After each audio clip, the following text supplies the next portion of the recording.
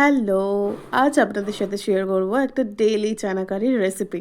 তো কিছুই না, ফার্স্টে কড়াইতে একটু তেল গরম করে নেব। তেল গরম করার পরে ওর মধ্যে দিয়ে দেব তেজপাতা, শুকনো লঙ্কা আর জিরে ফোড়ন। তারপরে দেব পেঁয়াজ। পেঁয়াজটা যখন ব্রাউন করে ভাজা হয়ে যাবে তখন ওর মধ্যে রসুন আর টমেটো দিয়ে ভালো করে 2 মিনিটের মতো ভেজে নেব। আর রসুনটা কিন্তু অবশ্যই শিলেবাটা হতে হবে, তবেই না টেস্ট আসবে। আচ্ছা, তারপরে দেব আদা বাটা। আদাটাও ভালো করে ভেজে নেওয়ার পর এর মধ্যে কিছু মশলা অ্যাড করব।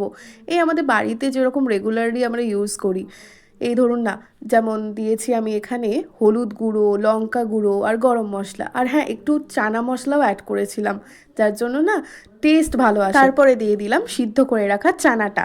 আর হ্যাঁ, লাস্টে কিন্তু আমি একটু চিনিও দিয়েছিলাম যাতে টেস্টটা ব্যালেন্সড হয়। আর যখন ঠিক এইভাবে গ্রেভিটা একটু বসে যাবে তখন দিয়ে দেবো একটু ঘি।